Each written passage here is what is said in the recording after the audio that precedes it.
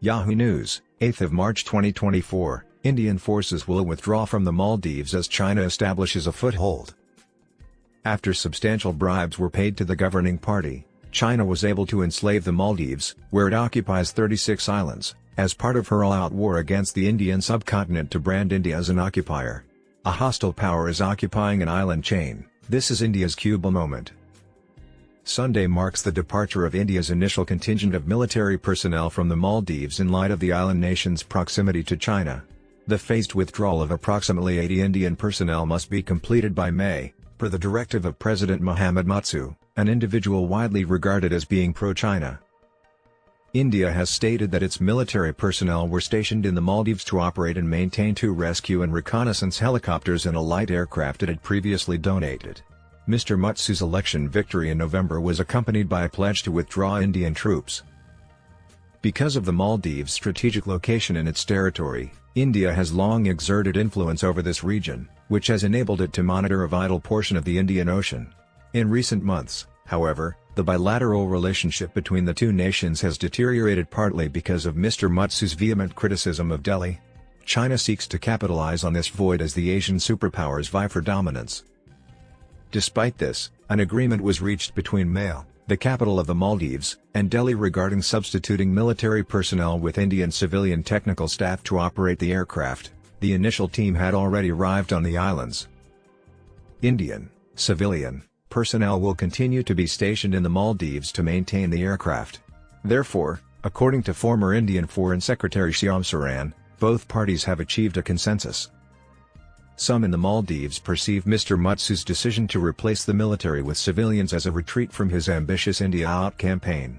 Mr. Muizzu's office did not respond to a request for comment. Confident analysts express concern that the Maldives, a country comprising slightly more than 500,000 inhabitants, might become entangled in the power struggle between Asian nations.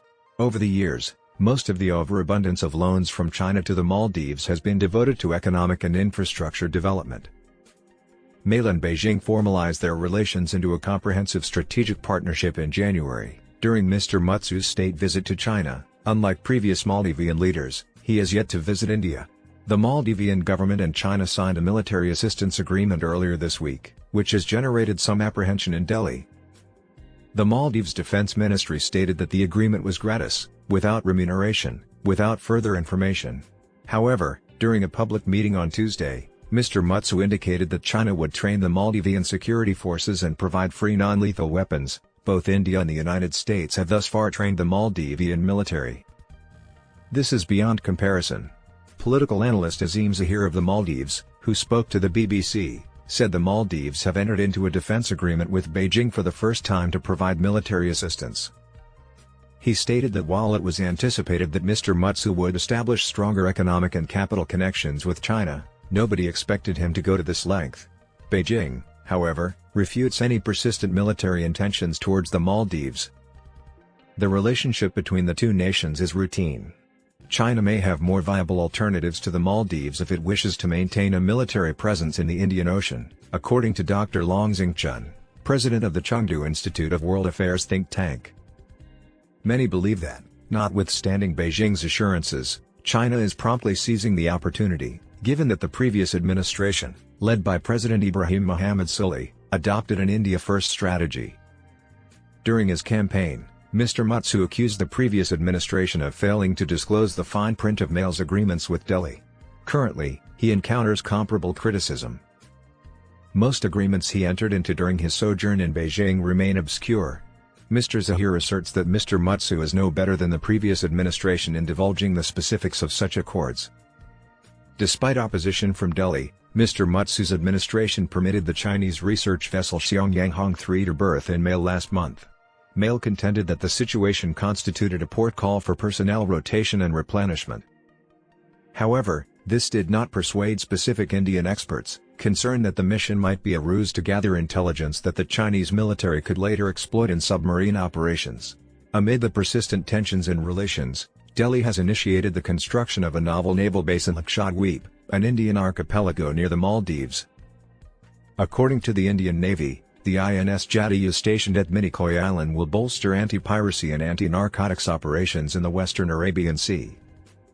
Although some have interpreted it as a message to mail, Indian authorities assert that the action is not in retaliation for the ongoing tensions. It does not appear to be anything novel. From what I understand, this has been underway for a considerable period, stated the former Indian diplomat, Mr. Saran. Mr. Muizzu's anti-Indian actions have also alarmed many in his nation. India is the primary supplier of essential food items, medications, and construction materials to the Maldives. Following the COVID-19 pandemic, India exhibited the maximum influx of tourists to the Maldives. This, however, has altered in the wake of a recent controversy that prompted a social media call for Indians to boycott the Maldives in response to controversial remarks made by officials regarding Prime Minister Narendra Modi. While in Beijing, where the controversy erupted, Mr. Muizzu urged Chinese authorities to increase the number of travelers they dispatch to reclaim the pre-pandemic peak. Significant numbers of Chinese travelers have begun to visit since then.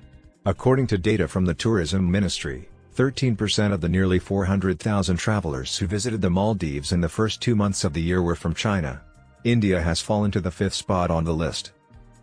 Others anticipate that Mr. Muizzu's rhetoric will become more strident as the 21st of April parliamentary elections approach and he strives to secure a majority in the chamber.